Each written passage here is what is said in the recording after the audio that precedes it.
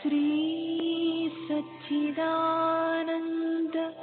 सद्गुरु साईनाथ महाराज की जय। सद्गुरु श्री साईनाथुनि शरद बाबूजी की जय। సాయి వంటి దైవంబు లేడోయి లేడోయి, ప్రజలందరి నోట సాయి నామం పలకాలి, సర్వత్రా సాయి రూపం రంజిల్లాలి, ముజ్జగాలు సాయి మహిమతో ముప్పిరిగొనాలి.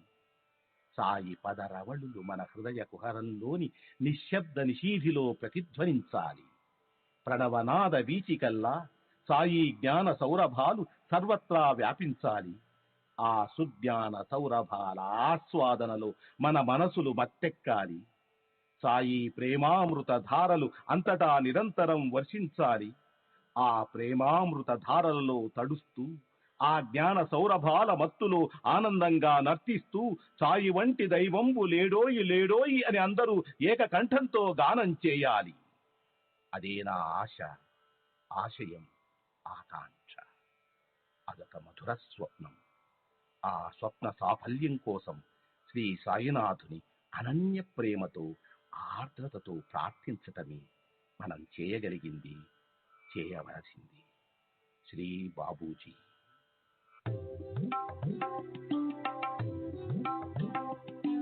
Sai Baba, Sai Baba, Sai Baba, Sai Baba.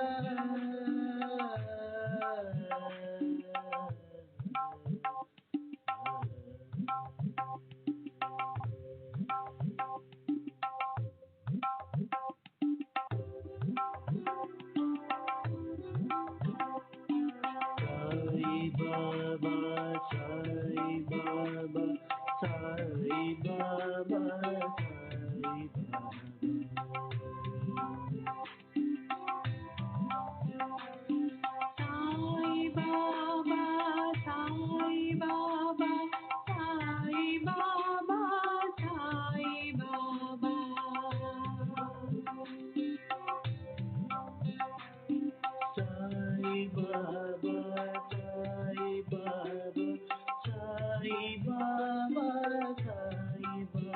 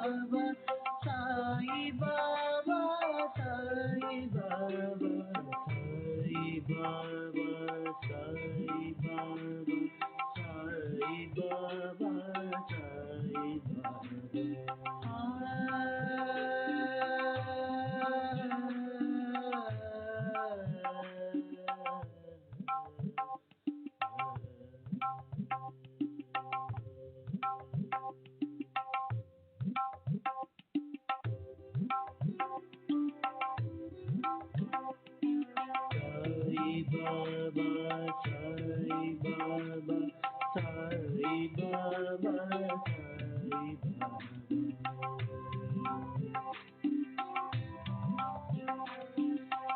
Sai Baba. Sai Baba, Sai Baba,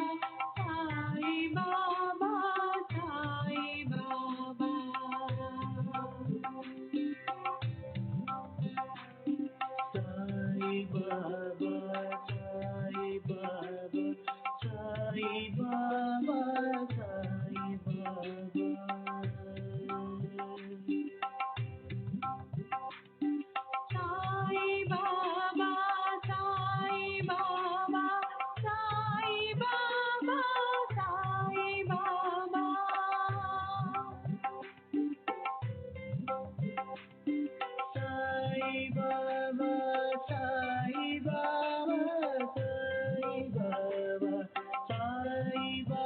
Baba, Sai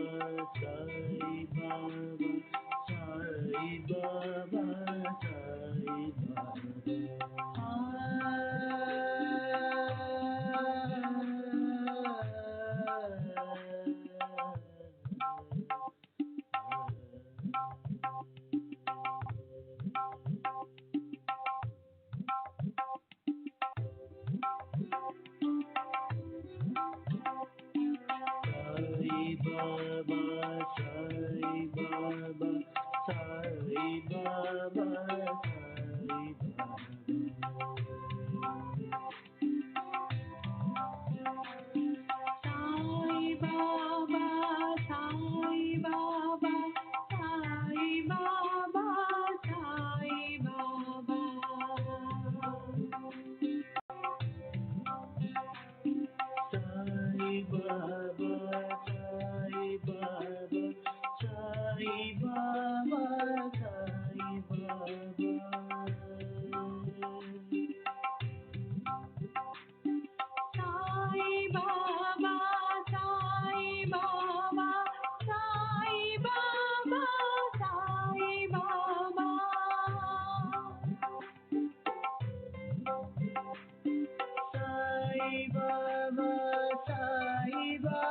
Sai Baba, Sai Baba, Sai Baba, Sai Baba, Sai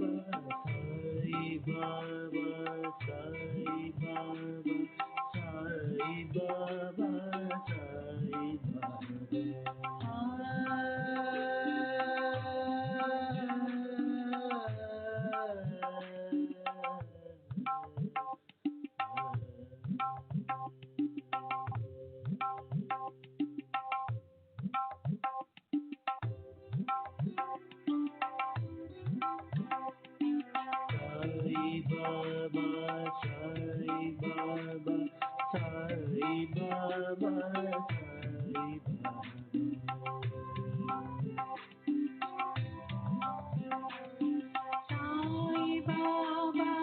Sai Baba, Sai Baba, Sai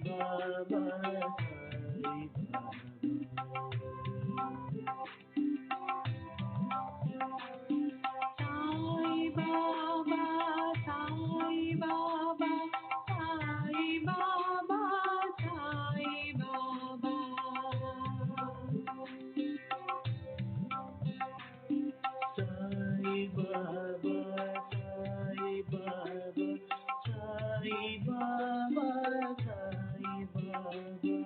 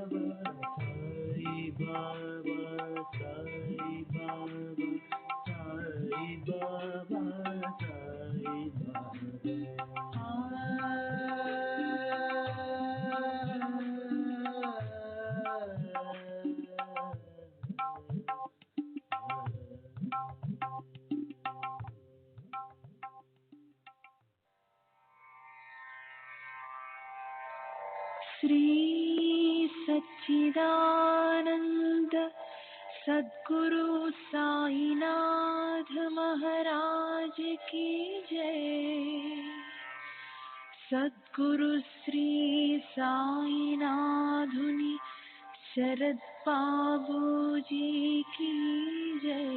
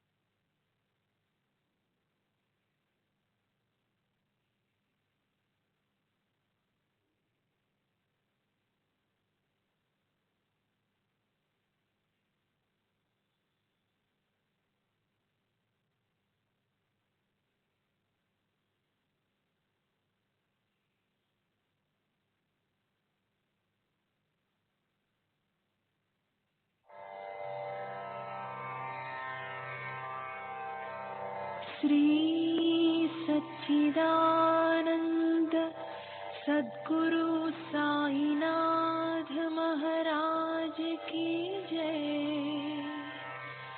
सद्गुरु श्री साईनाथुनि शरद बाबूजी की जय।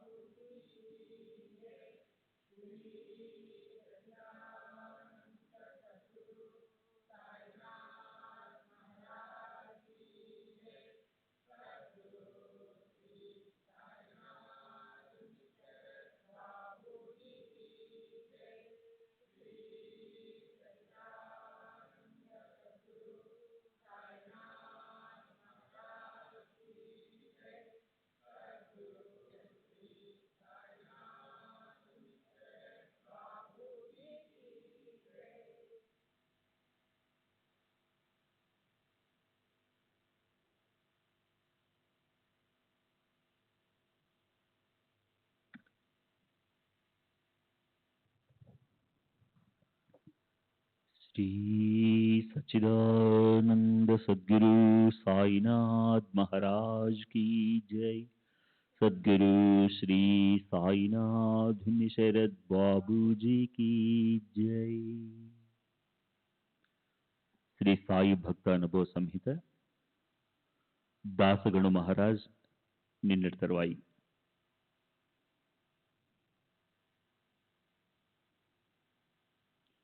అప్పుడు ధూళే కోర్టు వారు నానా జోషి అనే ఫస్ట్ క్లాస్ మ్యాజిస్ట్రేట్ను కమిషనర్గా బాబా సాక్ష్యం నమోదు చేసేందుకు షిరిడి పంపారు. అతను షిరిడి రావడానికి 3 గంటల ముందు బాబా కుర్చీలు బల్లలు తెప్పించి మసీదును చిన్న కోర్టుగా రూపొందించారు. కమిషనర్ మసీదుకు వచ్చి విచారణ ప్రారంభించాడు. ఈ విచారణ అసాధారణమైనది. ఆ విచారణ సారాంశమిది. కమిషనర్: మీ పేరేమిటి? బాబా. నన్ను అందరూ సాయిబాబా అంటారు. మీ తండ్రి పేరు? సాయిబాబానే. మీ గురువు గారి పేరు? వెంకూసా. మీ మతము? కబీరు. మీ కులము? దైవము పర్వర్దిగర్. మీ వయస్సు? లక్షల సంవత్సరాలు. ప్రమాణపూర్వకంగా మీరు చెప్పబోయేదంతా నిజమేనా? నిజమే. నిందితుడు మీకు తెలుసా? తెలుసు. నాకందరూ తెలుసు. నిందితుడు మీ భక్తుడని, మీతో కలిసి ఉంటున్నానని చెప్తున్నాడు. నిజమేనా? నిజమే. నేను అందరితో కలిసే ఉంటాను. అందరూ నావారే. అతను చెప్తున్నట్లు నగలు అతనికి మీరిచ్చారా? అవును, నేనే ఇచ్చాను. అయినా ఎవరు ఎవరికిచ్చేది? మీరు అతనికి నగలు ఇచ్చినట్లయితే ఆ నగలు మీకెక్కడివి? సర్వము నాదే. బాబా, దొంగతనం అనే నేరం అతనిపై మోపబడింది. అతడేమో ఆ నగలు మీరిచ్చినట్టు చెప్తున్నాడు. ఏమిటిదంతా? ఈ పేడతో నాకేంటి సంబంధం? అంటూ బాబా కోపంతో అక్కడి నుండి లేచి వెళ్ళిపోయారు. బాబా ఇచ్చిన జవాబులతో కమిషనర్ ఖిన్నుడయ్యాడు. బాబా ప్రతి ప్రశ్నకు అవును అనే జవాబు చెప్తుండడంతో అతనికి ఏం రాసుకోవాలో తెలియలేదు. అంతలో ఒకరు గ్రామ డైరీ తెప్పించి చూస్తే విషయాలు బయటపడతాయని సలహా ఇచ్చారు. ఆ డైరీలో గ్రామానికి వచ్చిన క్రొత్త వాళ్ళ పేర్లు, వారు ఎన్ని రోజులు గ్రామంలో ఉండినది మొదలైన విషయాలు తప్పక నమోదు చేయబడతాయి. కమిషనరు ఆ డైరీని పరిశీలించాడు. ఆ డైరీలో అటువంటి వ్యక్తి ఆ సమయంలో షిరిడీలో ఉన్నట్లు నమోదు చేయబడలేదు. షిరిడీ దాని పరిసరాలు దాటి బాబాయ్ అన్నడు వెళ్ళలేదని అందరికీ తెలిసిన విషయమే. కమిషనరు బాబాకు ఈ విషయాలన్నీ వివరించాడు. అతను షిరిడీయే రాలేదని, బాబాతో ఉండలేదని, బాబా అతడికి నగలు ఇవ్వలేదని కూడా వివరించాడు. బాబా దీనిని కూడా సమర్థించారు. ధూళే కోర్టు వారు బాబాను సంతకం గాని వేలిముద్ర గాని కోరలేదు. విచారణ అంతటితో ముగిసింది. కమిషనరు తన విచారణ ఫలితాలను కోర్టుకు సమర్పించాడు. కోర్టు నిందితుడిని దొంగగా నిర్ధారించి జైలు శిక్ష విధించింది. బాబా వయసును ఎవరూ నిర్ధారించలేరు. అలాగే వారి కులమతాలు, తల్లిదండ్రుల వివరాలు కూడా అంత సులభంగా నిర్ణయించలేము. 40 సంవత్సరాల క్రితం నేను షిరిడీకి చెందిన సాళుభాయ్ షెల్కే అనే ఆమెను కలిశాను. అప్పుడు ఆమె వయసు 65 లేక 70 సంవత్సరాలు ఉంటాయి. ఆమె నాకు చెప్పిన విషయం ఏమంటే, తనకు 8-10 సంవత్సరాల వయసులో వివాహమైందని, ఆ సమయంలోనే బాబా షిరిడీ వచ్చారని. 1895లో మేము చూసినప్పుడు బాబా ఎలా ఉన్నారో అప్పుడు కూడా అలాగే కనిపించేవారని చెప్పింది. అంటే 45-50 ఏళ్ల వారిలా. సాయిబాయి అనే మరో ముసలావిడ బాబా బాలునిగా షిరిడీ వచ్చారని చెప్పింది. ఈ వివరాలను బట్టి మహాసమాధి నాటికి బాబా వయసు 100 సంవత్సరాలు పైబడి ఉండవచ్చు. బాబాను వారి వయస్సు, పూర్వ వివరాలను గురించి అడిగే సాహసం ఎవరికి ఉంది? అందుకే నిర్ధారణగా ఏదీ చెప్పలేము. బాబా అప్పుడప్పుడు తమ గతకాలపు జ్ఞాపకాలు చెప్తూ ఉండేవారు. తమ గురువు వెంకోసాని వారి కృప వలనే తాము ఈ స్థితికి చేరుకున్నామని ఎన్నోసార్లు చెప్పారు. బాబాకు సంబంధించిన ఎన్నో విషయాలు నిగూఢంగానే ఉండిపోయాయి. వారి అద్భుత లీలలను కొన్ని నేను స్వయంగా చూశాను, మరికొన్ని ఇతరుల ద్వారా విన్నాను. బాబా నీటిని నూనెగా మార్చి ఒక రాత్రంతా నీటితోనే దీపాలు వెలిగించిన లీలను చూసిన ఎంతో మంది గ్రామస్తులు నాకు ఆ విషయం చెప్పారు. ఆ రోజు బాబాకు నూనె పోయడానికి నిరాకరించిన వారిలో ప్రేమ్చంద్ మార్వాడి ఒకరు. సన్నని గుడ్డపిలికల సహాయంతో మసీదు పైకప్పుకు వేలాడదీయబడిన చెక్క పలక మీద బాబా నిద్రించడం నేను స్వయంగా చూశాను. నేలపై నుండి 7-8 అడుగుల ఎత్తులో పైకప్పుకు 1.5 మూరల క్రిందగా వేలాడుతున్న ఆ బల్లపైకి బాబా ఎలా ఎక్కేవారో అన్నది ఆశ్చర్యంగా ఉండేది. పలక 4 మూలలా 4 దీపాలు వెలుగుతుండేవి. అంత ఎత్తులోనున్న కొయ్య పలక మీదకి బాబా ఎలా ఎక్కుతారో ఎలా దిగుతారో చూడాలని, ఆ చెక్కబల్ల బాబా బరువును ఎలా మోసేదో తెలుసుకోవాలని మసీదులో జనం కాపు కాసేవారు. కానీ ఎవరూ తెలుసుకోలేకపోయారు. భక్తి లీలామృతలోని 121, 141 పేరాలలో ఫాన్సేకు సంబంధించిన వివరాలు ఆయనే నాకు స్వయంగా వివరించారు. భక్తి లీలామృతలోని 31, 32, 33 అధ్యాయాలు మసీదులో బాబా ముందు పారాయణ పోతీ చేయడం జరిగింది. నానాసాహెబ్ చందోర్కర్ ఆ పుస్తకాన్ని బాబా చేతికిస్తే వారు మంచిది అన్నారు. ముస్లింలు రోజుకు 5 సార్లు నమాజ్ చేయడం రివాజు. కానీ బాబా 5 సార్లు కాదు కదా, ఒక్కసారి కూడా నమాజ్ చేసేవారు కాదు. ఫత్యా కూడా, అంటే ముస్లిం ప్రార్థన కూడా అక్కడున్న భక్తులచే చెప్పించేవారు. ఒక్కొక్కసారి వారు కూడా ఫత్యా వల్లించేవారు. ఖురాన్లోని శ్లోకాలను కూడా అప్పుడప్పుడు ఉచ్చరిస్తూ ఉండేవారు. బాబా నానాకు చేసిన కొన్ని ఉపదేశాలు నానాసాహెబ్ నాకు చెప్పాడు. వాటిని నా సొంత పాండిత్యంతో వివరించి విసిరిపరిచి ఆ రూపంలో పెట్టారు. కానీ దాని మూలం మాత్రం నానాసాహెబ్ ఇచ్చాడు. బాబా ఎన్నోసార్లు నా ముందు అద్వైత సిద్ధాంతాన్ని గురించి మాట్లాడేవారు. నేను దేవుణ్ణి, నీవు దేవుడవు, అందరూ దేవుళ్లే అని బాబా ఎన్నోసార్లు పలికేవారు. వారికి తెలియనిది ఏమీ లేదు. బాబా చర్యలు స్పష్టంగా అర్థమయ్యేవి కావు, అవి నిగూఢంగా ఉండేవి. ఉదాహరణకు వాలంబి మాస్టర్ కోపర్గాం స్టేషన్ మాస్టర్గా పనిచేస్తూ ఉండేవాడు. అతనికి బాబాపై నమ్మకం లేదు. అందువల్ల నాతో మరియు ఇతరులతో, బాబా పిచ్చివాడు, ఎందుకు మీరు అతన్ని గొప్పవాడిని చేస్తారు అని అంటుండేవాడు. నేను అతనిని ఎలాగో ఒప్పించి బాబా దర్శనానికి షిరిడి తీసుకువెళ్ళాను. మేము మసీద్ చేరేసరికి బాబా కొండలన్నింటినీ కడిగి బోర్లు ఇచ్చి పెడుతున్నారు. వాలంబి మాస్టరు బాబాను ఏమిటి ఇదంతా అని అడిగాడు. బాబా, నా దగ్గరకు వచ్చే ప్రతి కొండ అంటే భక్తులు ఇలా తలక్రిందులుగానే వస్తుంది అన్నారు. బోర్లించిన కొండలు దేన్ని స్వీకరించలేవు కదా, అలాగే తమ దగ్గరకు వచ్చే భక్తులు తాము అనుగ్రహించే దానిని గ్రహించలేని స్థితిలోనే వస్తారని దీని అంతరార్థం. శ్రీ సచ్చిదానంద సద్గురు సాయినాథ్ మహారాజ్ కీ జై. సద్గురు శ్రీ సాయినాథ్ శరత్ బాబూజీ కీ జై.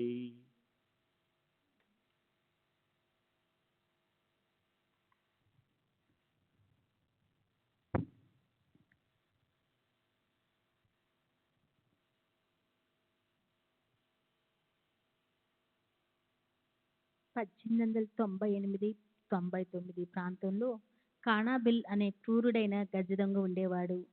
అతను బ్రిటిష్ మరియు స్వదేశీ సంస్థానాలకు చెందిన బీడ్, అహ్మద్నగర్ జిల్లాలలో దొంగతనాలు చేస్తూ ఉండేవాడు. 3 సంవత్సరాల నుండి అతని కొరకు పోలీస్ శాఖ గాలిస్తుంది, కానీ అతన్ని పట్టుకోలేకపోయింది. నేనప్పుడు పోలీస్ శాఖలో హవల్దార్ని మాత్రమే. కానీ నాకు మరో 3కి ప్రత్యేక గూఢచారి బాధ్యతలను అప్పజెప్పి కానాబిల్ కదలికలు పసిగట్టి తెలపమన్నారు. కానాబిల్లు చాలా జిత్తులు మారి అన్నిటికీ తెగించినవాడు. అతని నిఘా వ్యవస్థ చాలా పటిష్టమైంది కావటంతో మేము ఎక్కడ ఉన్నామో కనిపెట్టి మాలో 3ని ఒకరి తర్వాత ఒకరిని హతమార్చాడు. మా ఇన్స్పెక్టర్ నేను సరిగా పనిచేయటం లేదని, ఇంకా కష్టపడి పనిచేయాలని పై అధికారులకు ఫిర్యాదు చేశాడు. ఆ రోజుల్లో నేను ఒక రామదాసిగా మారువేషం వేసుకొని లోనివారిని గ్రామంలోని రామాలయంలో కీర్తనలు చెప్తూ గడిపేవాడిని. కానాబిల్లు ఆ గ్రామ పాటేలకు స్నేహితుడే కాక అతని ఇంటికి అప్పుడప్పుడు వచ్చి వెళ్తుంటాడు. కానాబిల్లు నా పేరు, నెంబరు అంటే 727, నేను ఏ స్టేషన్లో పనిచేస్తుంది మొదలైన వివరాలన్నీ తెలుసుకొని ఒకరోజు నన్ను కాల్చి చంపేందుకు వచ్చాడు. నా ప్రాణాలు కాపాడమని నేను శ్రీరాముణ్ణి శరణు వేడాను. కానాబిల్ నన్ను గమనిస్తూనే ఉన్నానని హెచ్చరించి వెళ్ళిపోయాడు. దానికి తగ్గట్లే అతని అనుచరులు నన్ను నిరంతరము గమనిస్తూ ఉండటంతో నేను ఆ ప్రదేశాన్ని విడిచి వెళ్ళలేకపోయాను. ఒకసారి కానాబిల్లు కదలికలపై కొందరు గ్రామస్తుల నుండి నాకు సమాచారం అందింది. వెంటనే ఆ విషయం మా పై అధికారులకు తెలియజేశాను. దాంతో కానాబిల్ దాగి ఉన్న కొండను పోలీసులు చుట్టుముట్టారు. అప్పుడు జరిగిన కాల్పుల్లో మా పోలీసు వాళ్ళు చాలామంది హతులయ్యారు. కానీ కానాబిల్ మళ్ళీ తప్పించుకున్నాడు. కానాబిల్లు వల్ల నాకు ప్రమాదం తప్పదని అర్థమైపోయింది. కాబట్టి నాకు హృద్రోగం ఉన్నట్లు డాక్టర్ నుండి సర్టిఫికేట్ తీసుకొని దానిని మా పై అధికారులకు చూపి నిఘా విభాగం నుండి తప్పించుకున్నాను. అప్పుడు నిఘా విభాగం నుండి తప్పుకున్నాను. అప్పుడు మమల్దారైన రాలే లోనివారిని గ్రామస్తులను ఒక బందిపోటుగా ఆశ్రయం ఇచ్చారనే నేరంపై విచారించాడు. ఆ విచారణలో కానాబిల్ గురించిన సమాచారాన్ని అందించి నాకు సహాయపడ్డాడని ఆ గ్రామ పాటేలకు అనుకూలంగా నేను సాక్ష్యం చెప్పడంతో అతను విడుదలయ్యాడు. నేను ఒకసారి ఉద్యోగానికి సెలవు పెట్టకుండా నా అధికార పరిధిలో లేని ప్రాంతంలోని పుణ్యక్షేత్రాన్ని దర్శించడానికి వెళ్ళాను. తిరిగి వచ్చే దారిలో గోదావరి తీరం చేరి దోసెల్లో గోదావరి నీటిని తీసుకొని బాబా నన్ను కాపాడినట్లయితే నేను ఉద్యోగాన్ని వదిలివేస్తానని బాబాకు మొక్కుకున్నాను. అప్పుడు నాకు అక్కడ ఒక ముఠా దొంగ సొత్తును పంచుకుంటూ కనిపించారు. వారిని పట్టుకోవడానికి వెళ్ళినట్టు అధికారులకు చెప్పాను. అక్కడ ఉన్నందుకు నేను సరైన కారణం చూపినందున నన్ను క్షమించి వదిలివేశారు. బాబా అద్భుత రీతిలో నన్ను కాపాడారు. అప్పటికి కూడా ఫౌజ్దార్ను అవ్వాలనే కోరిక మాత్రం నాలో బలంగా ఉండేది. నేను ఆ పరీక్ష వ్రాసి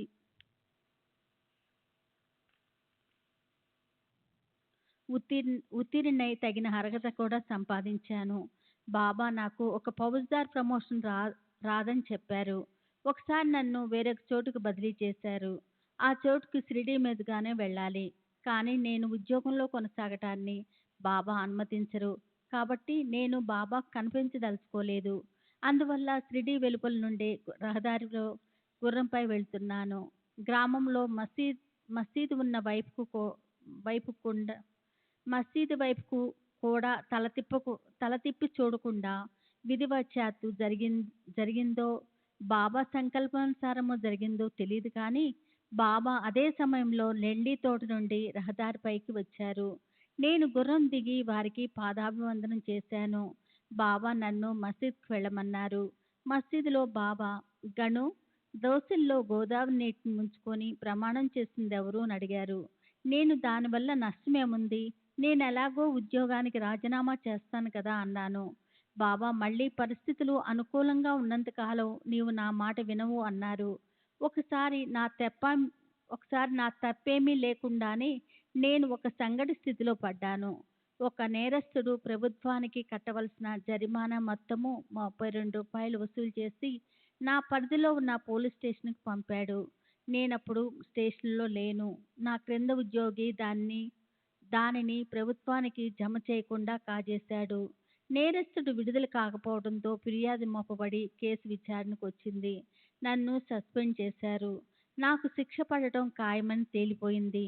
నేను ఈ సమస్య నుండి బయటపడితే వెంటనే ఉద్యోగాన్ని వదులుకుంటానని బాబాకు ప్రమాణం చేసి 1903లో ఉద్యోగానికి రాజీనామా చేశాను. నేను 1898లో శివాజీపై రాసిన ఒక పద్యం విచారణకు దారి తీసింది. విచారణలో నేను ఒక ఆసుకవినని, ఆసుకవితా ధోరణిలో నేను ఆ పద్యం చెప్పానని వాదించాను. దానితో నాకు శిక్ష పడలేదు. బాబా తరచూ నన్ను ఉద్యోగం విరమించమని చెప్తున్నప్పుడల్లా వెళ్ళి నాందేడ్లో స్థిరపడు అంటుండేవారు. నేను ఏ నాందేడు? బాబా నైజాం రాష్ట్రంలో ఉన్న నాందేడు. నేను నా జీవనోపాధికి నేనేం చేయాలి? బాబా నేను ఏర్పాట్లు చేస్తాను. ఉద్యోగ విరమణ తర్వాత బాబా ఆదేశానుసారం నేను నాందేడ్లో నివసించసాగాను. నేను కీర్తనలు చెప్పుకుంటూ జీవనం సాగించేవాడిని. కీర్తనలకు పారితోషికమేదీ తీసుకునేవాడిని కాదు. కీర్తనకు ముందు కానీ, తర్వాత కానీ భక్తుల వద్ద నుండి ఎటువంటి కానుకలు, విరాళాలు స్వీకరించేవాడిని కాదు. దేశంలోని అనేక ప్రాంతాల్లో ఉన్న నా భక్తులు ఉత్తరాల ద్వారా నన్ను వాళ్ళ ఇళ్ళకి రమ్మని ఆహ్వానం పంపితే, నేను వెళ్ళి వారితో ఉండి కీర్తనలు చెప్పడం, గ్రంథాలు వ్రాయడం చేస్తుండేవాడిని. నా స్నేహితుడు అతి తక్కువ ధరకు కొంత పంట పొలాన్ని నాకు ఇచ్చాడు.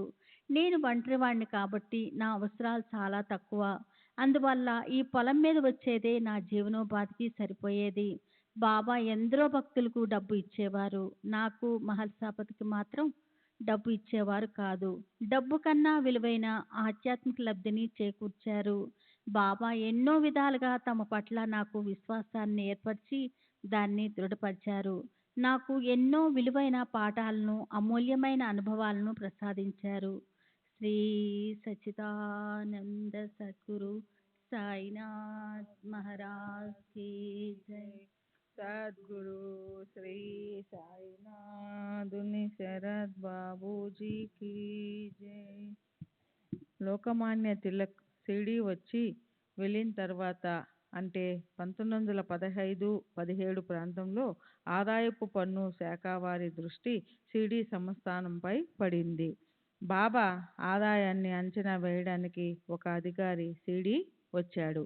వారు మొదట బాబాకు పన్ను విధించాలనుకున్నారు. కానీ వారి దగ్గర చాలా స్వల్పంగా మాత్రమే డబ్బు మిగలడం చూసి వారి నుండి ప్రతిదినం డబ్బు తీసుకుంటున్న తాత్యా పాటిల్, బడే బాబా, భగియా, భయ్యాజీ పాటిల్ మొదలైన వారిపై ఆదాయపు పన్ను విధించారు.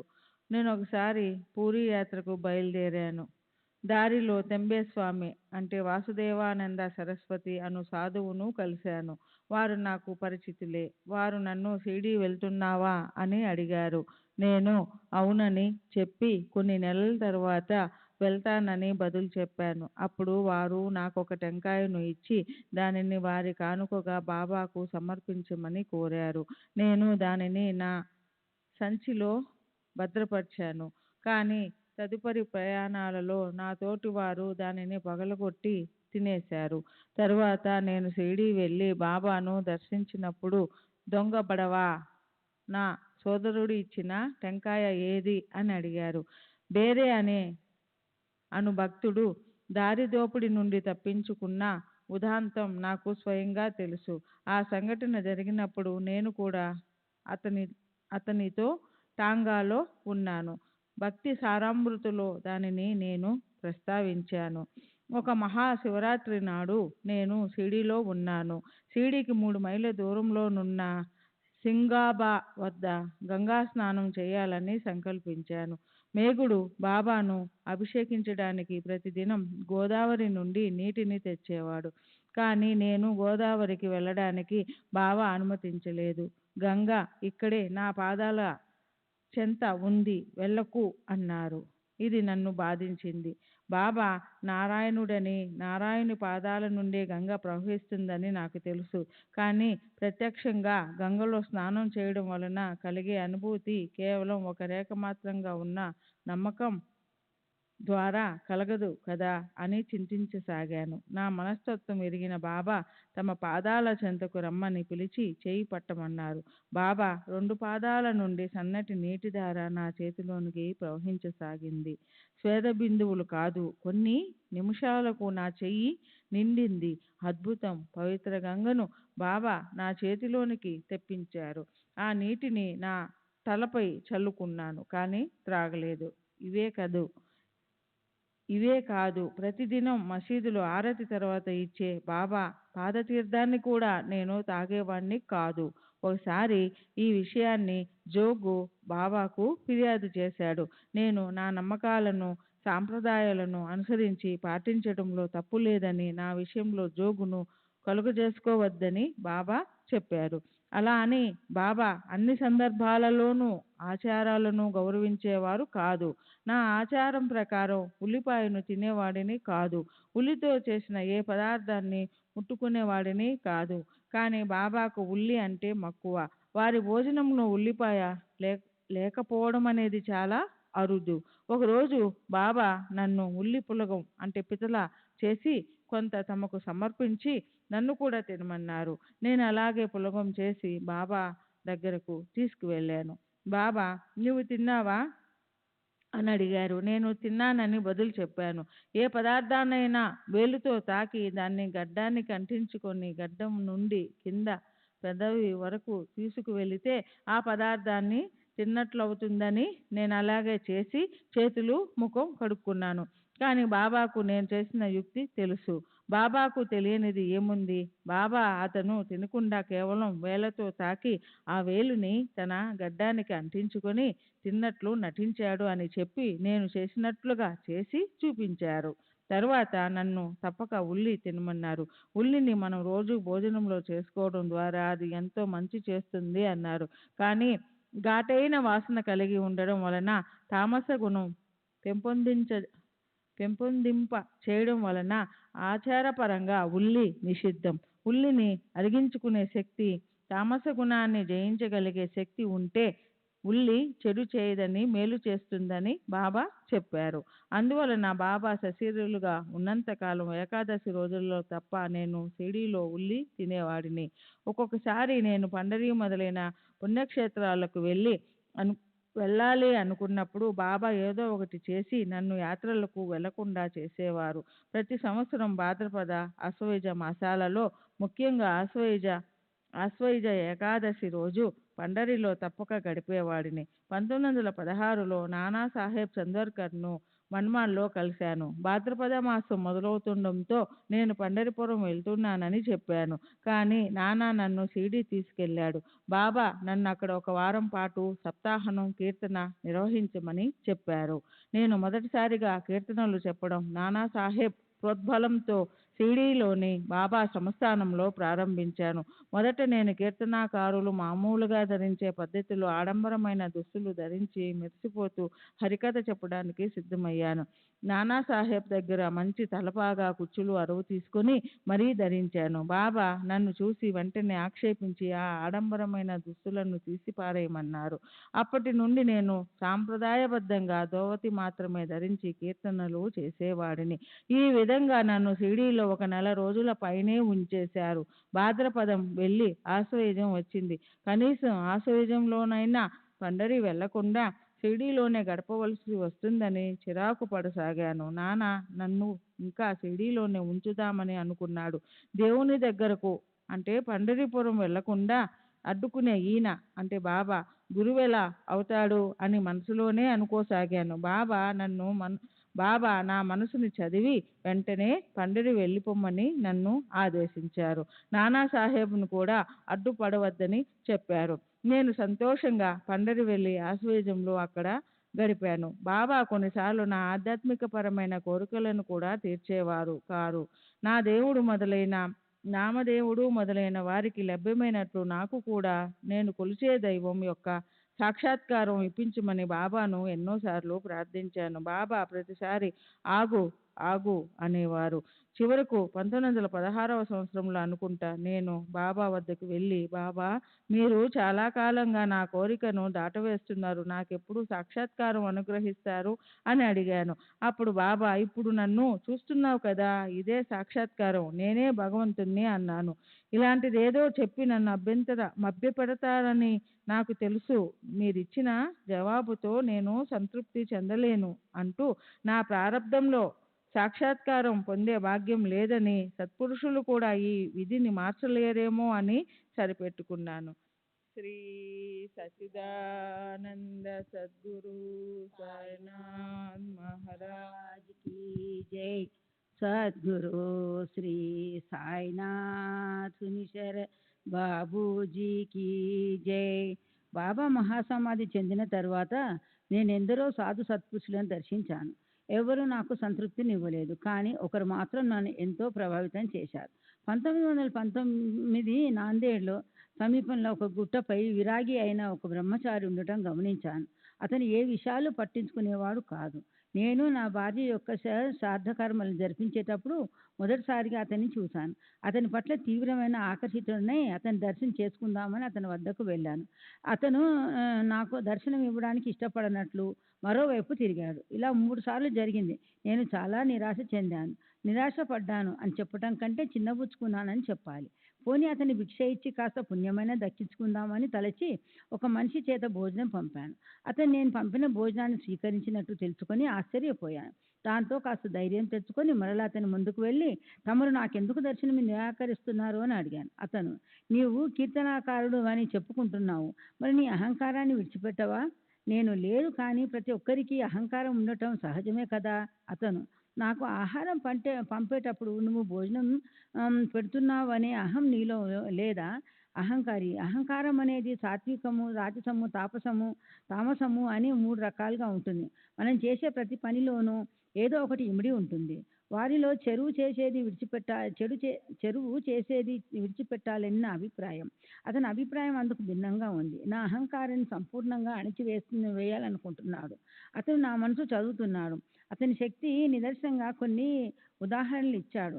అతను, నీవు సాధు సత్పురుషుల జీవిత చరిత్రలు రాస్తున్నావు కదా? అవును, నేను వ్రాస్తున్నాను.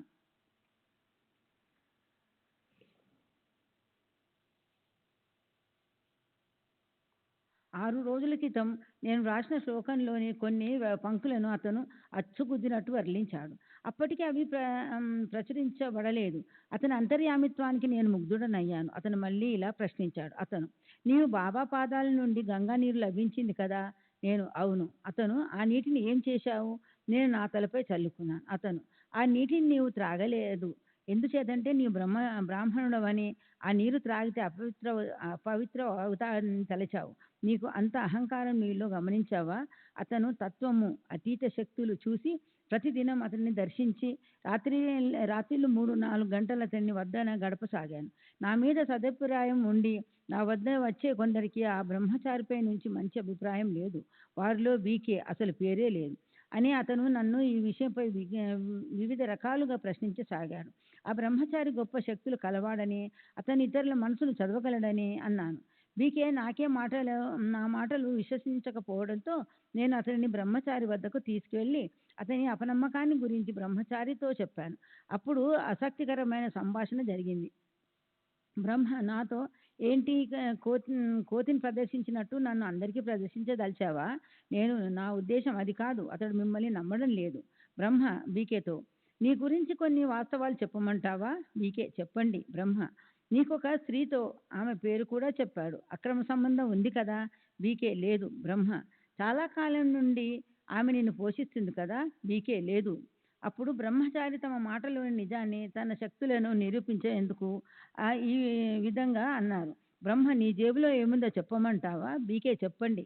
బ్రహ్మ, నీవు నడుపుతున్న సత్య సమాజ సంస్థ వ్యవహారాల గురించి కొల్హాపూర్ రాజా వారు నీకు వ్రాసిన ఉత్తరం ఉంది.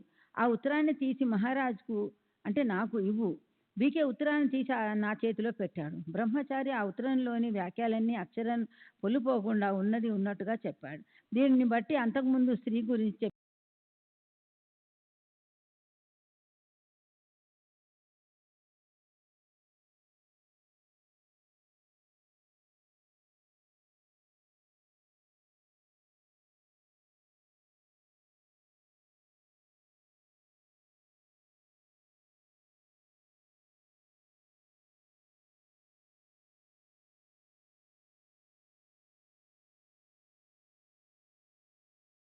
చెప్పినది కూడా వాస్తవమని రుజువయ్యింది. దాంతో బీకే కొయ్యబారిపోయాడు. నేను అక్కడ లేకుంటే నీకే బ్రహ్మచారితో మనసు విప్పి మాట్లాడి పరివర్తన చెందేందుకు అవకాశం ఉంటుందని భావించి ఆ తర్వాత అతన్ని గమనించిన గురించి వినను లేదు. శ్రీ సాయిబాబా గురించి నేను రచించిన గ్రంథాల వివరణ సంత్ కథామృతం. ఇది మొదటిది. నేను ఉద్యోగంలో పనిచేస్తున్నప్పుడు 1903కి పూర్వం బాబా గురించి, ఇతర సాధువుల గురించి కొంచెం కొంచెం రాయడం జరిగింది. ఇది 1903లో ముద్రితమయ్యింది. నేను చేసిన కృషికి బాబా ఆశీస్సులు ఇచ్చారు. నేను వ్రాసిన పుస్తకాలు ఏవి బాబాకు చదివి వినిపించలేదు. అవి వ్రాసేందుకు వారి నుండి విషయ సేకరణ కూడా చేయలేదు. బాబా తమంత తాముగా మాట్లాడిన మాటలను ఆధారంగా తీసుకొని నేనే స్వయంగా వ్రాయడం జరిగింది. బాబా సేలు విషయం ప్రస్తావించిన తర్వాత నేను సేలు వెళ్ళి బాబా పూర్వ వృత్తాంతం గురించి వివరించాం. నేను వ్రాసిన పుస్తకాలు బాబా చేతిలో పెట్టినప్పుడు వారు మంచిదని ఆశీర్వదించారు. బాబాకు చదవడం రాయడం లేదా సంతకం పెట్టడం అన్నా తెలుసో లేదో అని నాకు తెలియదు. తర్వాత రాసినది భక్త లీలామృతం 1906 బాబా సశరీరులుగా ఉన్నప్పుడు అది ప్రచురింపబడింది. 3 చివరి భక్తి సారామృతం దీనిలోని 52, 53 అధ్యాయములు బాబాను గురించి వ్రాసినవి. వీటిని బాబా చేతిలో పెడితే మంచిదని ఆశీర్వదించారు. ఇతర అధ్యాయాలు 1918 బాబా మహాసమాధి తర్వాత అప్పుడప్పుడు వ్రాయడం జరిగిన అది 1925లో ముద్రితమైంది. ఈ పుస్తకం 26వ అధ్యాయంలో సేలులో బాబా పూర్వ వృత్తాంతం గురించి వివరాలు, కొంత బాబా మాటల ఆధారంగాను, కొంత సేలు గ్రామస్తుల మాటలు ఆధారంగాను వ్రాసినవి. సేలు గురించి బాబా చెప్పిన ఏకైక వివరం తాము సేలు నుంచి వచ్చామని, దాంతో నేను ఉద్యోగం చేస్తున్న రోజుల్లోనే బాబా పూర్వ వివరాలు సేకరించేందుకు సేలు వెళ్ళాను. ఇది జరిగి దాదాపు 30 సంవత్సరాలైంది. అక్కడ గ్రామస్తులు నాకు చెప్పింది ఏమంటే, అక్కడ ఒక సాధువు, వృద్ధ సాధువు ఉండేవాడు. అతను ఒక బాలునికి శిక్ష వేస్తుండేవాడు. కొందరు ఆ సాధువుపై విసిగిపోయి అతను రాళ్లతో కొట్టి చంపినట్టు, బాలుడు తప్పించుకున్నట్టు చెప్పారు. అదంతా ఇప్పటికీ 100 సంవత్సరాల పూర్వం జరిగినట్టు కూడా చెప్పారు. చదువుతారండి.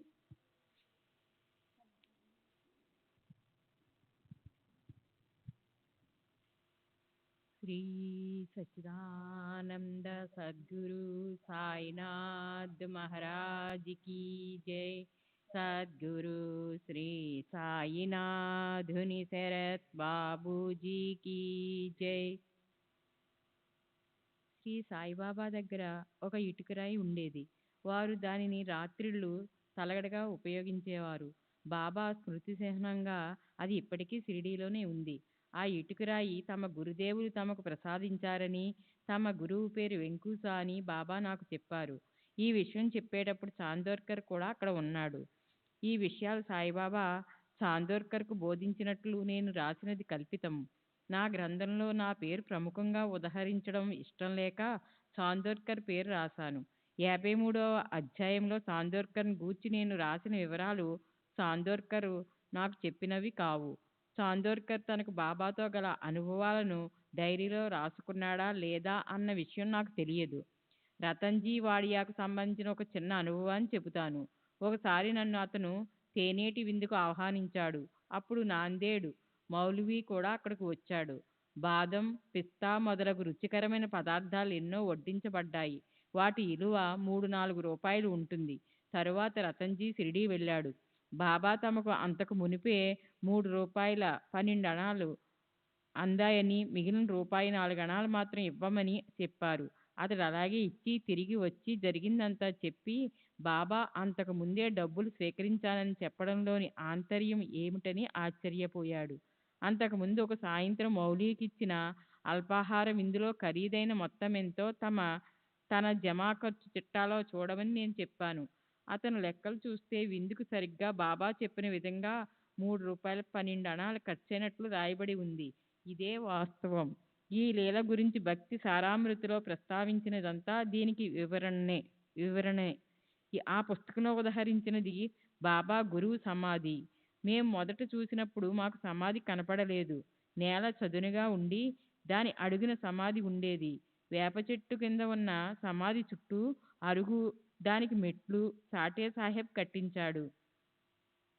అక్కడ ఒక గూడు కట్టబడి భక్తులు పూజించుకోవడానికి వీలు కల్పించబడింది.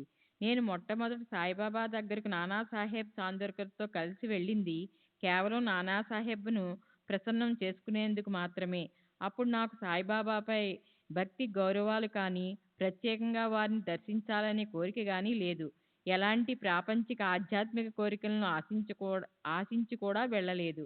1 సంవత్సరం తరువాత ఉస్మానాబాద్ వద్ద ఇస్లాంపూర్కు చెందిన వామన్ సాహి ఇస్లాంపూర్కర్ అను వృద్ధ బ్రాహ్మణుని కలుసుకోవడం తటస్థించింది. అతను వివాహితుడు, మద్రాసు యూనివర్సిటీ పట్టభద్రుడు. నాపై అధికారులు సాయిగొండ అను ప్రదేశంలో అతని సేవకై నన్ను నియమించారు. అతను గొప్ప భక్తి కలవాడని, ఆధ్యాత్మికంగా ఎంతో ప్రగతిని సాధించాడని నేను తెలుసుకున్నాను. మోక్షప్రాప్తి కోసం గురువు యొక్క ఆవశ్యకత ఉందని నమ్మి అతను నాకు ఉపదేశం ఇవ్వమని అర్థించాను. ఆయన సమ్మతించాడు. నేను శివభక్తుడిని కాబట్టి నేను కోరుకున్నట్లుగానే శివమంత్రం ఉపదేశించాడు. నన్ను ఆ మంత్రాన్ని నిరంతరం జపిస్తూ ఉండమని ఆదేశించాడు. నేను సాయిబాబాను దర్శిస్తూ ఉన్న విషయం అతనికి చెప్పి అదేమైనా కీడు కలిగిస్తుందా అని అడిగాను. దృఢమైన విశ్వాసం ఉంటే ఎటువంటి మహాత్ములను దర్శించినా ఏ హాని జరగదని ఆయన చెప్పాడు. తరువాత నేను సాయిబాబాను గురించి ఆయన అభిప్రాయం అడిగాను. తాము శ్రీ సాయిబాబాను దర్శించామని, వారి చెంత 3 రోజులు గడిపి వచ్చామని, వారొక గొప్ప సత్పురుషులని, రామభక్తులని చెప్పాడు. వారిని ఇంకా ఎవరూ అర్థం చేసుకోలేకపోతున్నారని, త్వరలో ప్రజలు వారి గురించి తెలుసుకుని వారిని కీర్తిస్తారని అన్నాడు. ఈ విషయం విన్న తరువాత సాయిబాబాపై భక్తి గౌరవాలు పెరిగాయి. వారి పట్ల నమ్మకంతో తరచూ షిరిడీ వెళ్ళి వారిని దర్శించడం మొదలుపెట్టాను. నాకు మంత్రోపదేశం ఇచ్చిన 2 సంవత్సరాలకు నా గురువు నన్ను భూసావల్ వద్ద కలుసుకోమని ఉత్తరం ద్వారా తెలిపారు. నేను వెళ్ళి వారిని కలిశాను. తాము కాశీ వెళ్తున్నట్లు, 6 నెలల తర్వాత వచ్చే జ్యేష్ఠ శుద్ధ ఏకాదశి నాడు అక్కడే సమాధి చెందుతున్నట్లు చెప్పారు. వారి కర్మక్రతువులు నన్ను జరిపించమని చెప్పడానికే పిలిపించినట్లు కూడా చెప్పారు. ఈ విషయం చెబుతున్నప్పుడు వారి కంట నీరు కారింది. నేను ఇంటికి తిరిగి వెళ్ళాను. క్రతువులకయ్యే ఖర్చు నిమిత్తం 500 రూపాయలు గురువుగారు పోస్టు ద్వారా ఇంటికి పంపి ఉన్నారు. అందులో వారి వీలునామాకు సంబంధించిన ఉత్తరం కూడా ఉంది. వారు చెప్పిన ఏకాదశి నాడు వారు సమాధి చెందినట్లు కాశీ నుండి నాకు తంతి ద్వారా వర్తమానం అందింది. ప్రతి సంవత్సరం నేను మా గురువు పుణ్యతిథిని జరిపిస్తున్నాను. ఈ విషయాన్ని సాయిబాబాకు చెబితే వారు ఆమోదించారు. శ్రీ సచ్చిదానంద సద్గురు సాయినాథ్ మహారాజ్ కీ జై. సద్గురు శ్రీ సాయినాథుని శరత్ బాబూజీ కీ జై. శ్రీ సాయిబాబా ముస్లిం ఛాందసవాదుడు. కొన్ని సమయాలలో బాబా చర్యలు ఇస్లాం సాంప్రదాయానికి విరుద్ధంగా ఉండటం వలన బాబాకు సానుకులైన ముస్లింలకు మధ్య స్పర్ధలు ఏర్పడేవి. బడే బాబా మరి కొంతమంది ముస్లింలు ఒకసారి ఖుతుబా ప్రార్థనలు చేయడానికి షిరిడీ వెలుపలకు రమ్మని బాబాను ఆహ్వానించారు. బాబా ముందు పదండి వెళదాం అన్నారు. కానీ బయలుదేరే సమయానికి వెళ్ళడానికి నిరాకరించారు. మరొకసారి కొందరు ముస్లింలు వచ్చి మసీదులో సామూహిక ప్రార్థనలు చేశారు. కానీ బాబా వారితో కలిసి ప్రార్థన చేయలేదు. ఒక మొహరం పండుగప్పుడు కొందరు స్థానిక ముస్లింలు వచ్చి మసీదుకు తాజియా తీసుకువస్తామని చెప్పారు. వారు తాజియా నిర్మించి మొహరం పండుగ 5వ రోజు మసీదులో ఒక చోట ప్రతిష్ఠించారు. బాబా 2 రోజులు దానిని మసీదులో ఉండనిచ్చారు. 3వ రోజు మసీదులో శవాన్ని ఉంచటం నాకు ఇష్టం లేదు అంటూ దానిని లాగి తునిపై పెట్టారు. బాబాకు వ్యతిరేకంగా వారేమీ చేయలేక వెళ్ళిపోయారు. ఒక సాంప్రదాయ మహమ్మదీయుడు పూలను తెచ్చి మసీదులోని నింబారును అలంకరిస్తానని చెప్పి బాబా అనుమతి కోరాడు. బాబా దానిని తీసుకెళ్లి హనుమాన్కు అలంకరించు అన్నారు. తాను మహమ్మదీయుడినని, హిందూ దేవతామూర్తిని పూజించలేనని అతను చెప్పాడు. అప్పుడు బాబా అతనిని తీవ్రంగా దూషిస్తూ బూతులు తిట్టారు. హనుమంతుడు అల్లా కన్నా గొప్పవాడు అని అర్థం వచ్చేలా. ఆ మహమ్మదీయుడు పూలను తీసుకెళ్లిపోయాడు.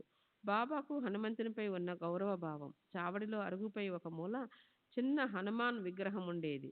బాబా క్రింద కూర్చుని ఉన్నారు. అప్పుడు వాన నీళ్లు చావడిలోకి రాసాగాయి. ఎవరో భక్తుడు బాబాను అరుగుపై కూర్చునమని సలహా ఇచ్చాడు. బాబా నిరాకరిస్తూ దేవునితో సమానంగా అదే స్థాయిలో మనమెలా కూర్చునగలం అన్నారు. బడే బాబా, ఫకీర్ బాబా ఇస్లాం మతం పుచ్చుకున్న ఒక హిందువును బాబా దగ్గరకు తీసుకువచ్చాడు. బాబా వాడి చెంప చెల్లుమనిపించి నీ అబ్బను మార్చుకున్నావు అన్నారు. బాబా ఒక్కొక్కసారి హిందూ దేవతల పట్ల కూడా విమర్శన పూర్వకంగా మాట్లాడేవారు. భక్తులు ఎప్పుడైనా పండరిపురం వెళ్ళడానికి అనుమతి కోరినప్పుడు వెళ్ళు అని అంటూనే ఒక తిట్టు తిట్టేవారు. కానీ ఆరతి సమయంలో జ్ఞానదేవ్, తుకారాం పేర్లు వచ్చిన వెంటనే బాబా సావధానంగా కూర్చొని గౌరవపూర్వకంగా చేతులు జోడించేవారు. శ్రీ సచ్చిదానంద సద్గురు సాయినాథ్ మహారాజ్ కి జై. సద్గురు శ్రీ సాయినాథుని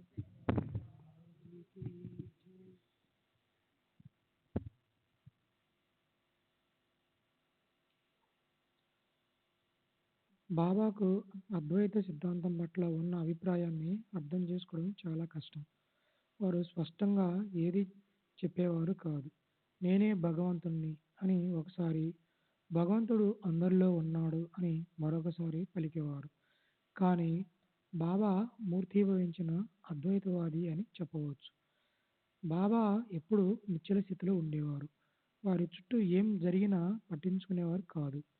32 మంది బాలికల బృందం ఒకటి ప్రతిదినం మసీదుకు వచ్చి వారి ముందు నాట్యం చేసేవారు. బాబా వారి వైపు కన్నెత్తి కూడా చూసేవారు కాదు. వారి వారిని ఏ ఐహి ఐహిక బంధాలు అంటేవి కావు. వారు ఎప్పుడూ సచ్చిదానంద స్థితిలో ఉండేవారు. ఒకసారి ఒక భక్తుడు భగవంతుడు బ్రహ్మము ఎలా ఉంటాడు అని అడిగాడు. బాబా అతనికేమీ జవాబు చెప్పలేదు. కానీ ఒక వ్యక్తిని బాగ్చంద్ మార్వాడి దగ్గరికి వెళ్ళి 100 రూపాయలు తెమ్మన్నారు. బాగ్చంద్ డబ్బు ఇవ్వలేదు. కానీ బాబాకు తన నమస్కారాలు అందజేయమని చెప్పి పంపాడు. బాబా తిరిగి మరొకరి దగ్గరకు పంపారు. అతను కూడా లేదనే జవాబు పంపాడు. తరువాత బాబా నానాసాహెబ్ చందర్కర్ను పిలిపించి అతన్ని 100 రూపాయలు అడిగారు. అతను ఒక చీటీ రాసి బాగ్చంద్కు పంపాడు. బాగ్చంద్ వెంటనే 100 రూపాయలు పంపాడు. బాబా ఈ ప్రపంచంలో అంతా ఇలాగే ఉంటుంది అని వ్యాఖ్యానించారు. బాబాను ప్రశ్నించిన వాడికి ఇదేమీ అర్థం కాలేదు.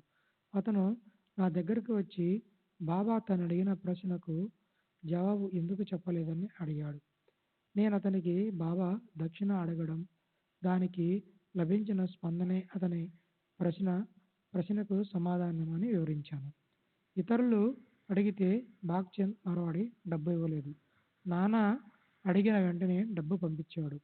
అదేవిధంగా ఊరకే బ్రహ్మాన్ని చూడదలిచిన వ్యక్తికి అది లభించదు. ఆ అర్హత కలవాడికే లభిస్తుంది. బ్రహ్మాన్ని అభిలషించే ముందు అర్హత సంపాదించు అనేది దీని సారాంశం. బాబా లీలలు మహిమలు నేను పెద్దగా చూడలేదు. 1898 ప్రాంతంలో వారు కొయ్య పలకపై నేల నుండి 7-8 అడుగుల ఎత్తులో నిద్రించే లీలను నేను చూశాను. నిచ్చెన లేకుండానే వారు ఆ పలకపైకి ఎలా ఎక్కేవారో మళ్ళీ ఎలా దిగేవారో అనేది ఒక అద్భుతంగా ఉండేది. బాబా దానిపైకి ఎక్కేటప్పుడు కానీ దిగేటప్పుడు కానీ ఎవరూ చూడడం జరగలేదు. ఆ పలకను వేలాడదీసిన దారాలు పుటుక్కున తెగిపోయేలా ఉండేవి. దానికి తోడు దీపాలు వెలిగించి దాని మీద ఊరికే అలా పెట్టబడి ఉండేవి. పలక ఏమాత్రం కదిలినా ఆ దీపాలు కింద పడిపోతాయి. ఒకసారి వారు ఆ పలకపై పడుకొని ఉంటే నేను చూడడానికి వెళ్ళాను. వారు ఆగ్రహించి నన్ను అక్కడి నుండి తరిమివేశారు. బాబా శ్రీ साईनाथ महाराज की जय। सद्गुरु श्री साईनाथ शरत बाबू जी की जय। బాబా నాణేలను రుద్దేటప్పుడు మంత్రాన్ని ఏదైనా ఉచ్చరించేవారా? బాబా అప్పుడప్పుడు మధ్యాహ్నం 1-2 గంటల మధ్య మసీదులో పరదా వెనుక ఒంటరిగా కూర్చుని వింతగా ఏదో చేస్తూ ఉండేవారు.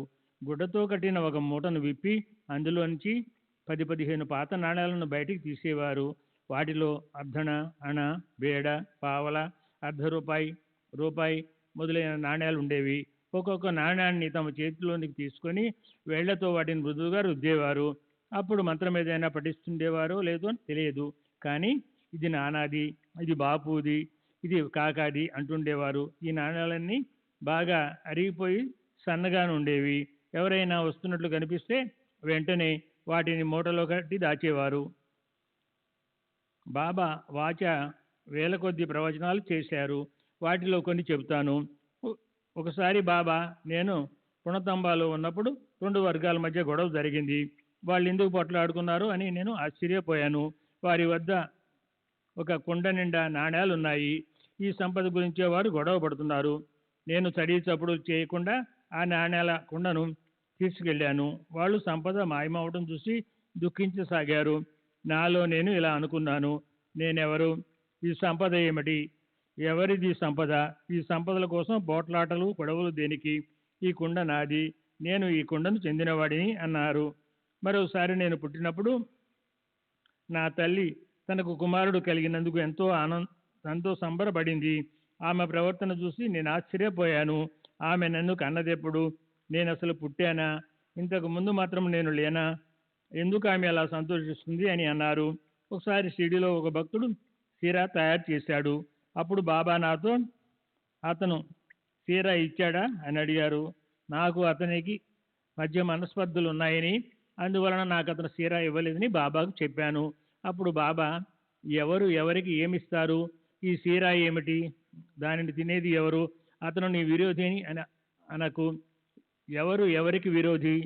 ఎవరిపైనా విరోధభావం పెంచుకోకు. అందరూ ఒక్కటే అని బోధించారు. పై భావాన్ని నేను అమృతానుభవకు నేను వ్రాసిన వ్యాఖ్యలో 2వ అధ్యాయం చివరిలో పొందుపరిచాను. సతారాకు చెందిన ఒక మత గురువు వేదాంతాన్ని గురించి బోధిస్తాను రమ్మని నన్ను ఆహ్వానించాడు. కానీ నేను ఈ విషయంలో శ్రీ సాయిబాబా సహాయం తీసుకోదలిచినట్టు అతనికి చెప్పాను. అతను వెటకారంగా నవ్వి, ముస్లిం ఫకీర్ అయిన సాయిబాబాకి ఏమీ తెలియదని, వారు వేదాంతాన్ని ఏమాత్రం బోధించలేరు అని అన్నాడు. నాకు సాయిబాబాపై ఉన్న నమ్మకం సడలలేదు. నేను బాబా దగ్గరికి వెళ్ళి సుపరిచిత వేదాంత గ్రంథమైన అమృతానుభవకు వ్యాఖ్య వ్రాయాలనుకున్నానని చెప్పాను. వారు నా తలపై తమ హస్తాన్ని ఉంచి ఆశీర్వదించి అనుమతించారు. నేను వ్యాఖ్య వ్రాయటం మొదలుపెట్టాను.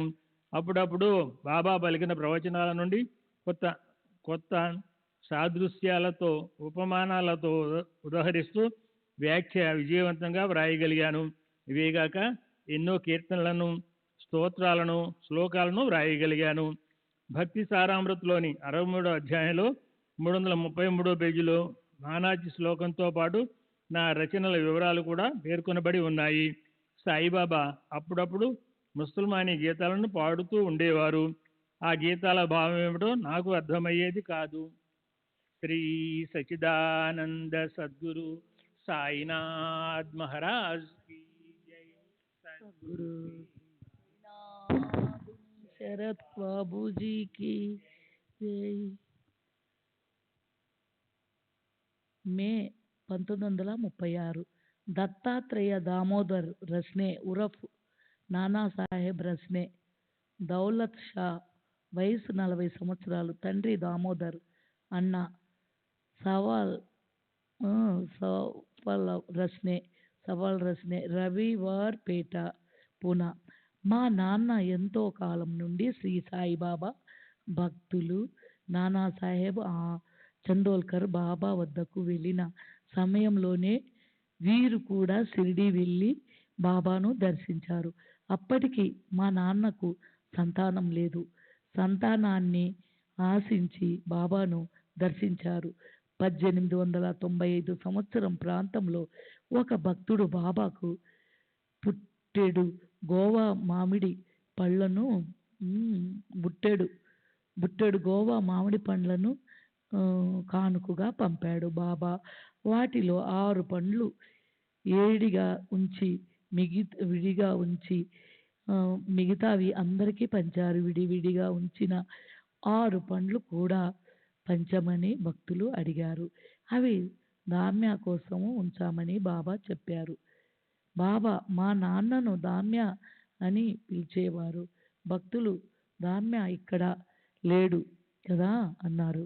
అతడు ఇప్పుడే కోపర్గాంలో దిగాడు, కాసేపటికి ఇక్కడకు వస్తాడు అని బాబా అన్నారు. బాబా చెప్పినట్లుగానే మా నాన్న కాసేపటికి మసీదు చేరి పూలమాల, చదర్ మొదలగున్నవి బాబాకు సమర్పించాడు. అప్పుడు బాబా మా నాన్నతో, దామ్య, ఈ పండ్లను తీసుకో, వీటిని తిను, చావు అని అన్నారు. ఆ మాటలు విని మా నాన్న భయపడిపోయారు. కానీ అక్కడ ఉన్న మహల్సాపతి బాబా పాదాల చెంత మరణించడం కన్నా గొప్ప వరం మరొకటి ఉండదని చెప్పాడు. మా నాన్న కాస్త ఊరట చెంది పండ్లు తిందామనుకున్నాడు. అప్పుడు బాబా, ఈ పండ్లను నీవు తినవద్దు, నీ చిన్నవారికి ఇవ్వు. ముందు నీకు ఇద్దరు కుమారులు కలుగుతారు. మొదటివాడికి దౌలత్ షా అని, రెండవ వాడికి తాన్ షా అని పేర్లు పెట్టు అని ఆదేశించారు. మా నాన్న అహ్మద్ నగర్ తిరిగి వచ్చి బాబా ఇచ్చిన పండ్లను తన చిన్న భార్యకి ఇచ్చాడు. బాబా చెప్పిన పేర్లను కూడా గుర్తుగా తన డైరీలో రాసి పెట్టాడు. 1 సంవత్సరం తర్వాత నేను పుట్టాను. నాకు 15 నెలలు వయసు ఉన్నప్పుడు మా నాన్న నన్ను బాబా దర్శనానికై షిరిడి తీసుకొని వెళ్ళాడు. బిడ్డకు పేరు ఏమిటి పెట్టమంటారని బాబాను అడిగాడు. బాబా, నీ బిడ్డకు పేరు పెట్టడం ఏమిటి? నేను ఏమి చెప్పానో నీవు మర్చిపోయావా? నీవు నీ డైరీలోని 3వ పేజీలో రాసుకున్నావు. వీడికి దౌలత్ షా అని పెట్టమని చెప్పలేదా అన్నారు. శ్రీ సచ్చిదానంద సద్గురు సాయినాథ్ మహారాజ్ కీ జై. సద్గురు సాయినాథుని శరత్ బాబూజీ కీ జై. బాబా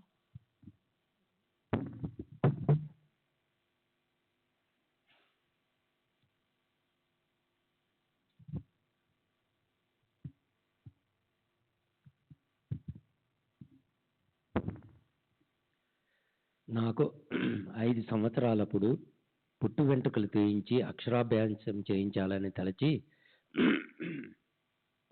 మా నాన్న నన్ను షిరిడి తీసుకువెళ్ళాడు. బాబా నా చేత పలక బలపం పట్టించి హరి అని వ్రాయించారు. తర్వాత నన్ను షిరిడీలోని బడికి పంపించారు. నాకు 7 సంవత్సరాల వయసున్నప్పుడు మా తల్లిదండ్రులతో కలిసి నేను షిరిడి వెళ్ళాను. ఒకరోజు మసీదులో కూర్చొని బాబా పాదాలు పడుతున్నాను. అప్పుడు అక్కడ చాలామంది పిల్లలున్నారు.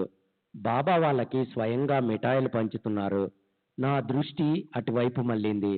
ఫలితంగా కాళ్ళు ఒత్తడంలో నా శ్రద్ధ కాస్త మందగించింది. పక్కనే ఉన్న మా అమ్మ అది గమనించి మిఠాయిల వైపు చూస్తూ బాబా సేవను నిర్లక్ష్య చేస్తావా అంటూ నన్ను కొట్టింది.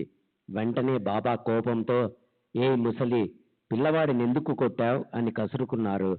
ఆమె బాబాతో, బాబా, పిల్లవాడు కుదురుగా మీ సేవ చేసుకునే బుద్ధిని ప్రసాదించండి అని వేడుకుంది. పిల్లవాడు చక్కగా నా సేవ చేసుకుంటాడు. భగవంతుడు వాడికి స్వచ్ఛమైన బుద్ధిని ప్రసాదిస్తాడు. భయపడకు, ఇక వాడిని ఎప్పుడూ కొట్టకు అని బాబా మందలించారు. నాకు 12 సంవత్సరాల వయసున్నప్పుడు నా సోదరునితో కలిసి షిరిడి వెళ్ళాను. మా దగ్గర 100 రూపాయలున్నాయి. బాబా దక్షిణ రూపంలో 10 రూపాయలు ఒకసారి, 15 రూపాయలు ఇంకొకసారి, ఇలా చాలాసార్లు డబ్బు అడిగి తీసుకున్నారు. మా దగ్గర 25 రూపాయలే మిగిలినాయి. దారి ఖర్చులకు బాబాకు దక్షిణ ఇచ్చేందుకు డబ్బు పంపమని అహ్మద్ నగర్కు జాబు వ్రాసాము. ఆ రోజు సాయంత్రం బాబా నా సోదరుని 25 రూపాయల దక్షిణ అడిగారు. అతను మా దగ్గరున్న డబ్బంతా ఖర్చయిపోయిందని, ప్రయాణ ఖర్చులకు డబ్బు అవసరమని చెప్పాడు. బాబా వెంటనే, ఎందుకు అబద్ధం చెబుతావు? నీ జేబులో 25 రూపాయలు ఉన్నాయి. ప్రయాణ ఖర్చులకు డబ్బు పంపమని నగర్కు జాబు వ్రాసారు కదా. ఆ డబ్బు మనీ ఆర్డర్ ద్వారా రేపు మీకు అందుతుంది. భయపడవద్దు అన్నారు. నా సోదరుడు తన దగ్గరున్న 25 రూపాయలు బాబాకు సమర్పించాడు. బాబా తరచుగా ఎవరు నాకు 1 సమర్పిస్తారో వారికి నేను 2 ఇస్తాను, 2 ఇచ్చిన వారికి 5 ఇస్తాను, 5 ఇచ్చిన వారికి 10 ఇస్తాను అని చెబుతుండేవారు. మనం భగవంతుణ్ణి భక్తితో సమర్పించిన మొత్తానికి ఎన్నో రెట్లు అధికంగా మనకు వారు ప్రసాదిస్తారన్న సామాన్య అర్థంతో పాటు ఏదో నిగూఢ అర్థం కూడా దాగి ఉంది. నాకు వివాహం చేయడానికి నిశ్చయించినప్పుడు 4 సంబంధాలు వచ్చాయి. మా నాన్న బాబాను సంప్రదించకుండా, వారి అనుమతి లేకుండా ఏ పని చేయరు. అందువల్ల ఆ 4 అమ్మాయిల జాతకాలు తీసుకుని షిరిడి వెళ్ళి బాబా ముందుంచారు. అందులో 2005 లేక 3000 రూపాయలు కట్నమిచ్చే సంబంధం కూడా ఉంది. కానీ బాబా ఆ 4లో పేదింటి అమ్మాయి జాతకం ఎంపిక చేసి మా నాన్న చేతిలో పెట్టారు. ఆ అమ్మాయితోనే నా వివాహం జరిగింది. పండరీపురంలో జరుప నిశ్చయించిన నా వివాహానికి మా నాన్న బాబాను ఆహ్వానించాడు. బాబా, నేను నీతోనే ఉంటాను, భయపడవద్దు, నన్నెప్పుడు తలుచుకున్నా వచ్చి నీ చెంతనే ఉంటాను అన్నారు. అయినా మా నాన్న బాబాను పెండ్లికి రమ్మని ఒత్తిడి చేశారు. అప్పుడు బాబా, భగవంతుని అనుమతి లేనిదే నేను ఏ పని చేయలేను, నా తరఫున శ్యామాను పంపుతాను అన్నారు. అలాగే పండరీపురంలో జరిగిన నా పెళ్లికి శ్యామ హాజరయ్యాడు. నాకొక తమ్ముడు ఉన్నాడు. అతనికి కూడా బాబా సూచించిన పేరే పెట్టారు. నాకు 2 ఆడపిల్లలు, ఒక మగపిల్లవాడు పుట్టారు. కానీ ముగ్గురు పుట్టిన కొన్ని నెలలకే మూర్ఛ రోగంతో చనిపోయారు. మగపిల్లవాడు 1926లో చనిపోయాడు. నా భార్య ఆరోగ్యం కూడా క్షీణించింది. నాలో నిరాశ నిస్పృహలు అలుముకున్నాయి. విచార భారంతో కృంగిపోయి షిరిడీ వెళ్ళాను. బాబాను, అల్పాయుష్కులైన ఇంతమంది పిల్లలను ఇచ్చే బదులు పూర్ణాయువు గల ఒక బిడ్డను ప్రసాదించండి అని ప్రార్థించాను. నేను షిరిడీలో నిద్రిస్తుండగా బాబా నా కలలో కనిపించారు. పిల్లవాడు చనిపోయాడని చింతించకు, వాడు తల్లిదండ్రులకు హాని కలిగించే మూలా నక్షత్రంలో పుట్టాడు అని బాబా పలికారు. ఆ కలలో బాబా ఛాతీపై సూర్యుని వలె ప్రకాశించే కాంతి వలయమైంది. ఆ వలయంలో చనిపోయిన నా కుమారుణ్ణి ఒడిలో పెట్టుకుని బాబా కూర్చొని ఉన్నారు. నీకు ఈ బిడ్డ వల్ల ప్రమాదం ఉంది, అందుకే నేను తీసుకువెళ్ళాను. నీకు మరొక బిడ్డను ప్రసాదిస్తాను, భయపడకు అన్నారు. అప్పటికే మా కుటుంబం అహ్మద్నగర్ నుండి పూనాకు తరలి వెళ్ళింది. నేను ఇంటికి వెళ్ళి చనిపోయిన కుమారుని జాతక చక్రం తీసి చూశాను. బాబా చెప్పినట్లు వాడు మూలా నక్షత్రంలోనే పుట్టాడు. నేను షిరిడీ యాత్ర చేసిన 15 నెలలకు మాకొక కుమారుడు పుట్టాడు. వాడు పూర్ణారోగ్యంతో ఉన్నాడు. ఇది 1928లో జరిగింది. శ్రీ సచిదానంద సద్గురు సాయినాథ్ మహారాజ్ की जय. सद्गुरु श्री साईनाथ शरद बाबूजी की जय.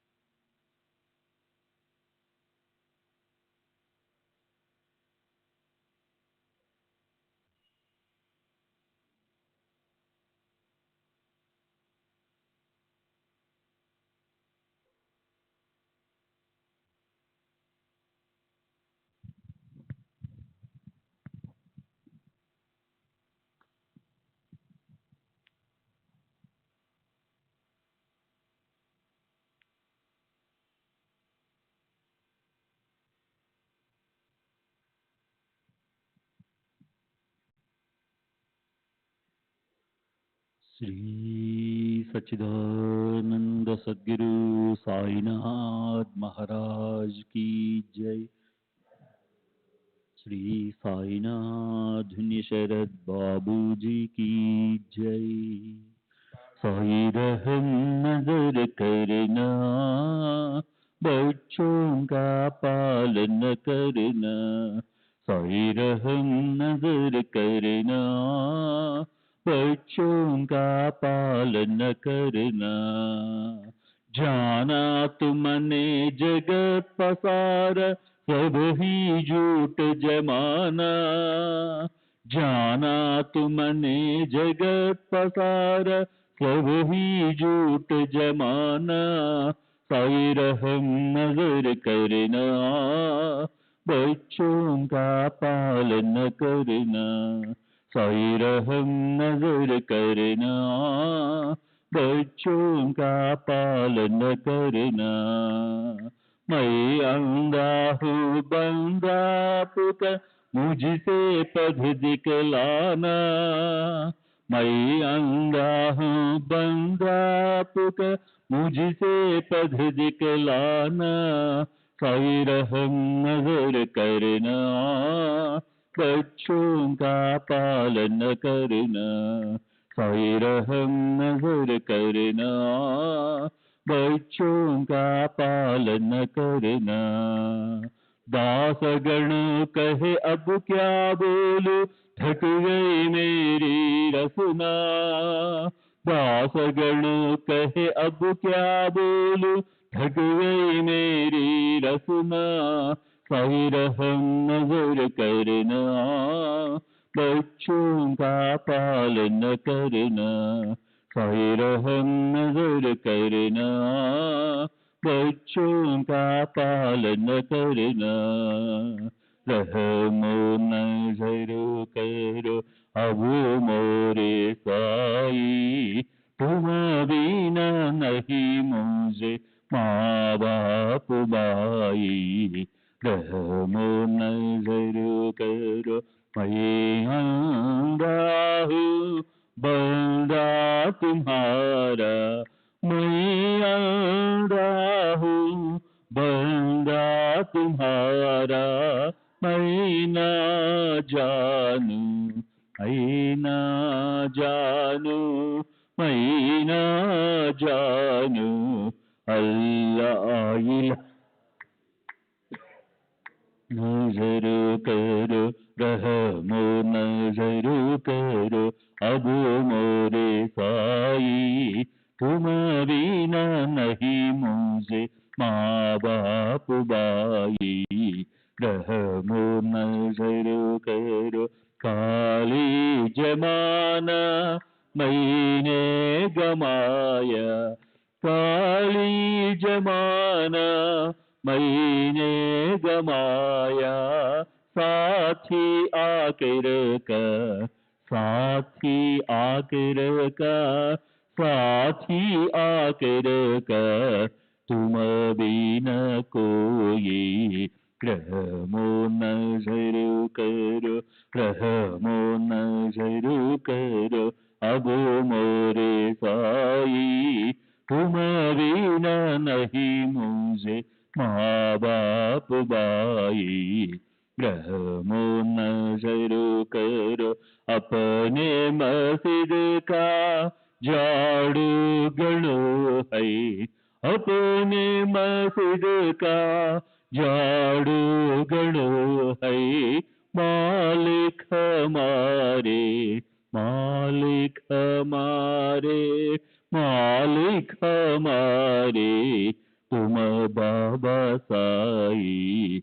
रहमो नजर करो, रहमो नजर करो अब मोरे साई। तुम बिना नहीं मुझे माँ बाप भाई। रहमो नजर करो। श्री सच्चिदानंद सद्गुरु साईनाथ महाराज की जय। सद्गुरु श्री साईनाथ निशरद बाबू जी की जय।